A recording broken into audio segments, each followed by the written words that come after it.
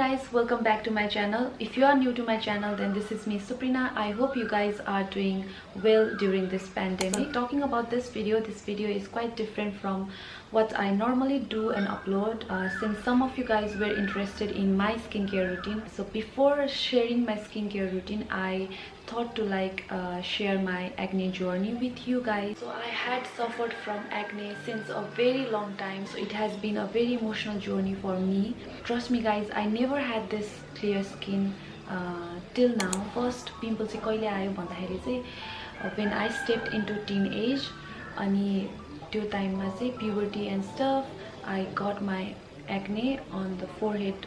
Small bumps-हरु चाहिँ forehead मा आएको थियो. त्यसपछि it started getting all over my cheek area. त्यति बेला चाहिँ I did try a lot of things, a lot of remedies to cure my acne. I did try बेसनको पिठोदेखि लिएर नीम soap, अनि त्यसपछि साफी, योको whitening, प्रोमिना, अनि अरु नभएर I use डेटोल साबुन on my face हैन. अनि अहिले सोच्दाखेरि चाहिँ कस्तो लाग्छ भन्दाखेरि चाहिँ त्यति बेला मैले कति सम्मको हार्स प्रोडक्टहरु चाहिँ मेरो स्किनमा युज गरेको रहेछ भनेर अहिले सोच्दाखेरि चाहिँ डर लाग्छ के.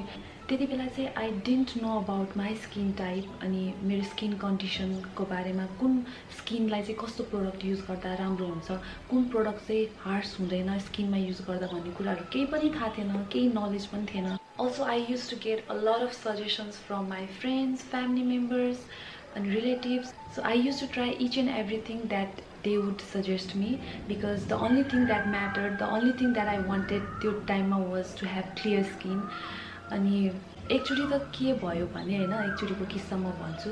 मेरो रिलेटिभ्सले के भन्नुभयो भने चाहिँ she told me that सुप्रिना तल त गु दलेर पिम्पल जान्छ भन्यो भने नि तल त गु दल्थ्यो होला है स्किनमा भनेर भने के.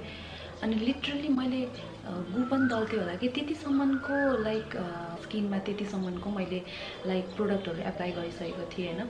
Nothing was working for me. त्यसपछि आई वेन्ट टु कलेज, अनि कलेज गएपछि पनि my skin wasn't getting any better. त्यसपछि finally I decided to go and see a dermatologist, अनि I went to the महेन्द्रपुरको स्याङ्जा मेडिकलमा. त्यसपछि मेडिकेसन्सहरु लेखिदिनु भयो. I tried it. मेडिकेसन्स लिनेसम्म चाहिँ पिम्पल्स गएको थियो. त्यसपछि it would again come back. त्यहाँ गएर सन्चो नभएपछि I went to Manipal hospital, and त्यहाँको डर्माटोलोजिस्टसँग चेक गराएँ. सो त्यहाँको चाहिँ मलाई पर्सनली मन परेन है त्यहाँको चाहिँ, बिकज त्यहाँको चाहिँ मेडिकेसन्स लिँदा पनि त्यति साह्रो क्योर भएको थिएन. त्यसपछि I went again back to Syangja medical, and थाहा छ आफूलाई मेडिकेसन्स लिनुन्जेलसम्म मात्र स्किन क्लियर हुन्छ भनेर. त्यही पनि I again went there and had the medications.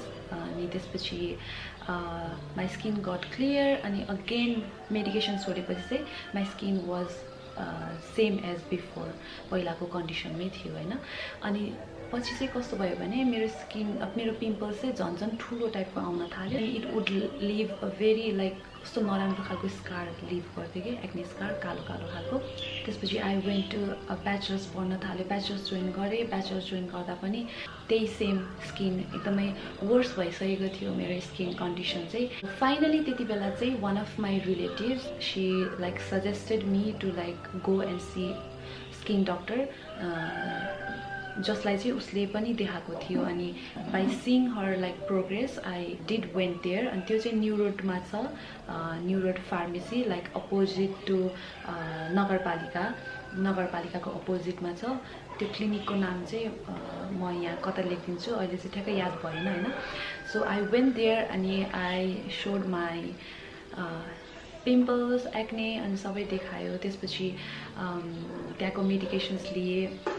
अनि त्यहाँको मेडिकेसन्स लिएपछि चाहिँ त्यहाँको चाहिँ मलाई राम्रो लाग्यो है मेडिकेसन्स, बिकज त्यहाँको चाहिँ डोजहरु पनि पछि चाहिँ कम गर्दै जानुभयो. अनि त्यो मेडिकेसन्स सकेपछि पनि पिम्पल्स चाहिँ आएन. My pimples was gun. अनि त्यसपछि एक्ने स्कार्सहरु, पिम्पलको स्कार्सहरु, हाइपर पिगमेन्टेसन पनि कम भएको थियो. अनि सो आफ्टर द्याट त्यहाँपछि चाहिँ म गएन त्यसपछि सकियो मेरो लाइक डाक्टरलाई देखाउनु पर्ने सबै सकियो अनि सकेपछि चाहिँ मेरो स्किन वाज क्लियर त्यसपछि चाहिँ I had to go for my internship अनि I went to China for my internship period internship गएको like after 2 months my skin again started to break out and this time it was way like एकदमै worse than I had ever imagined अनि एउटै ठाउँमा 3-4 pimples आउँथ्यो अनि एकदमै फेरि कुनै ठाउँमा चाहिँ फेरि ठुल्ठुलो पिम्पल्स आउँथ्यो अनि सबै रेड टाइपको पिम्पल्स आएको थियो इट वाज सो इची टाइपको एकदमै इची फिलिङ हुन्थ्यो अनि प्लस एकदमै दुख्थ्यो यो टाइम पिरियडमा चाहिँ लाइक मलाई चाहिँ मेन्टली एकदमै एफेक्ट गरेको थियो हैन आई युज टु सी मेरो साथीहरू हैन जसको चाहिँ क्लियर स्किन थियो हैन अनि like I used to compare my skin with them के अनि जुन चाहिँ एकदमै नराम्रो कुरा हो हैन you should never compare your skin with others अनि आफ्नो स्किन अरूसँग कम्पेयर गर्दाखेरि चाहिँ I used to feel so guilty अनि सो लो एकदमै लो फिलिङ हुन्थ्यो त्यस्तो चाहिँ कहिले पनि गर्नु हुँदैन अहिले आएर चाहिँ बल्ल थाहा भयो कि like every skin is different every person is different अहिले चाहिँ जस्तो छ मेरो स्किन म त्यसरी नै मैले मेरो स्किनलाई एक्सेप्ट गरेको छु अहिले चाहिँ I do love my skin the way it is हैन सो त्यो टाइम पिरियडमा चाहिँ लाइक बाहिर जति हाँसे पनि भित्र चाहिँ त्यो सानो पिम्पलले कतिको लाइक मेन्टली कतिको एफेक्ट गर्दो रहेछ र त्यो कन्फिडेन्स लेभल त जिरो कन्फिडेन्स लेभललाई कतिको एफेक्ट गर्दो रहेछ त्यति बेला बल्ल थाहा भयो कि I didn't want to like show my face to any one आफ्नो फेस हेर्नै मन लाग्थेन कि त्यतिसम्मको लाइक बनाइदिएको थियो होइन त्यो टाइम पिरियडमा चाहिँ त्यति बेला चाहिँ I did by one product त्यहाँ हुँदाखेरि त्यो चाहिँ विच हेजलको टोनर थियो होइन अनि विच हेजलको टोनर युज गरेको थिएँ अनि one of my friend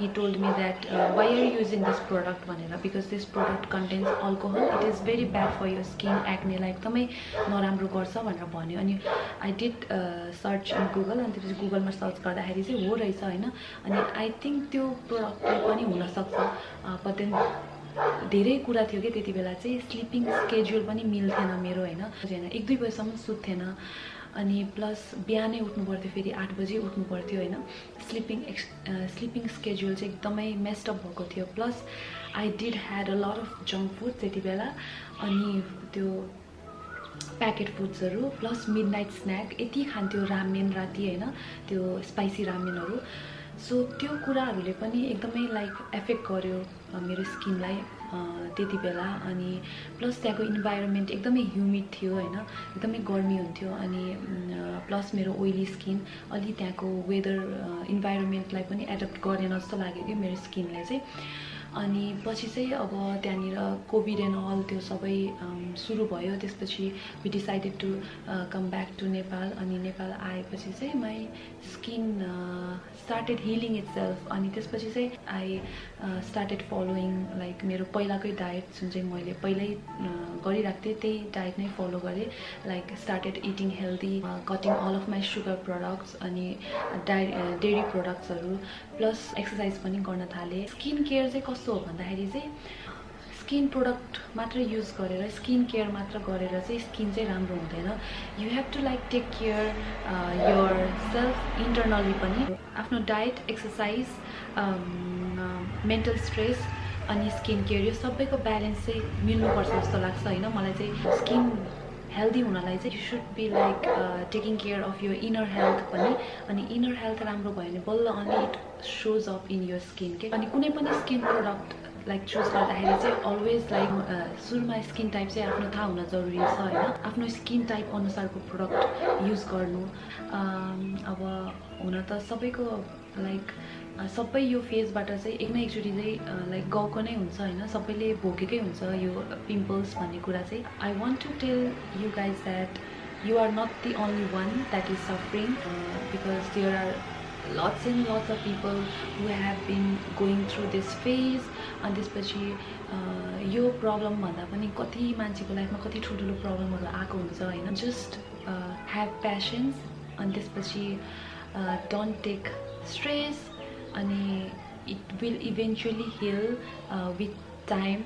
So that is all for my acne journey. And before starting your skincare routine, I just wanna put a little disclaimer that I am not a skincare specialist or skin guru or something like that.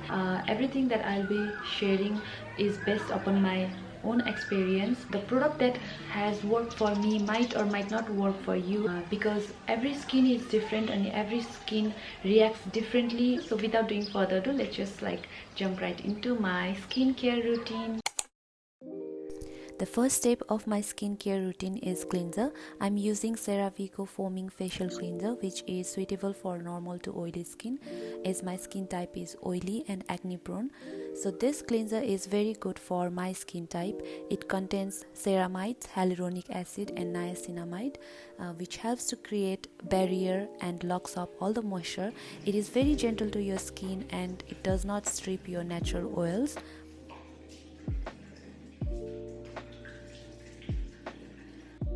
After cleansing, I use tissue paper to dry my face. I just gently dab it all over my face and neck.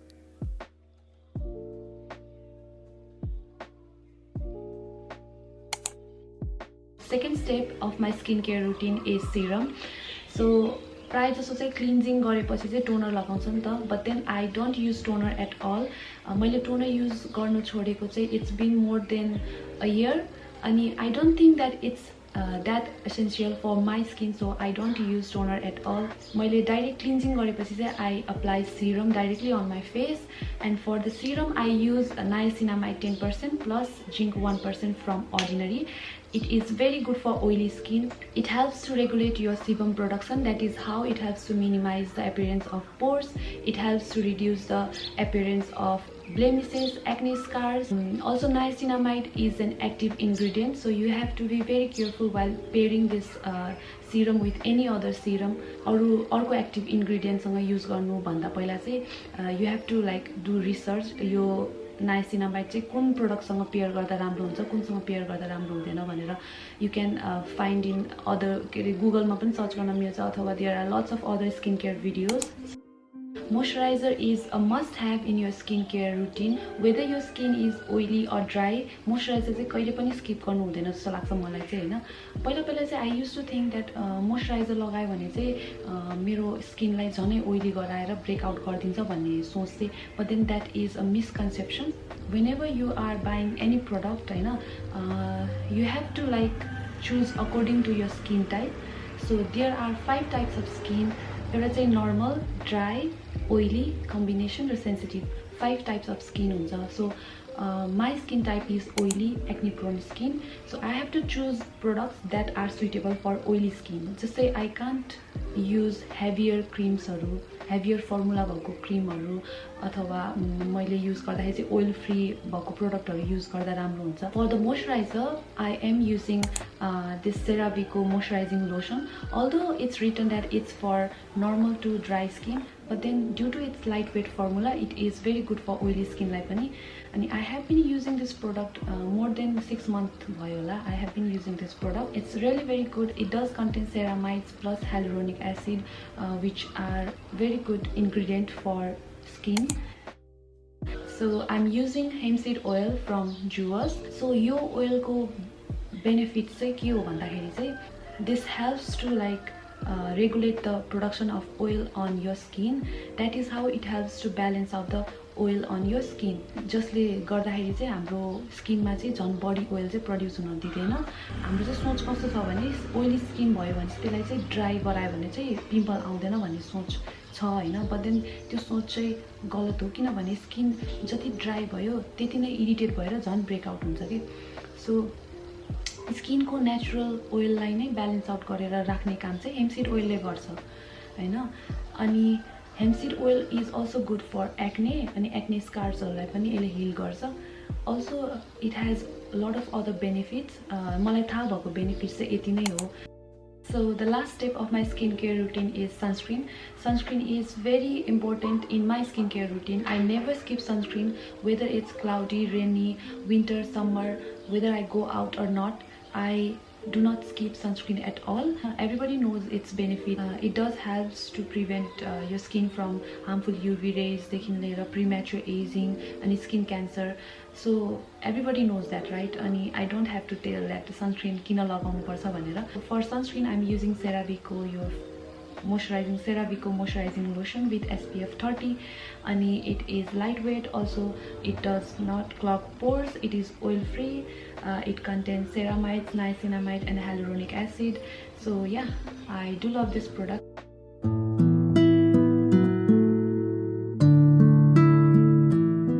My current face situation.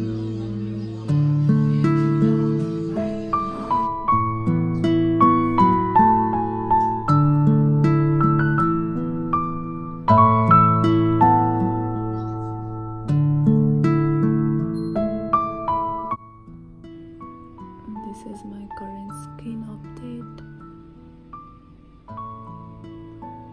of 1 month of using Ordinary niacinamide.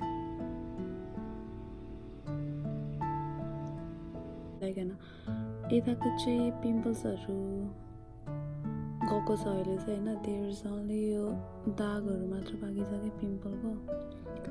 यो साइडमा चाहिँ you can see active pimple over here हैन. यस्तो पाकिरहेको छ के. तर त्यस्तो विधि चाहिँ आएको छैन. बट देन यता मुनि पनि आएको छ. एन्ड हियर मेरो फेरि यता फोरहेडमा चाहिँ त्यति आउँदैन. जस्ट यो यति तल यति भागमा एकदमै.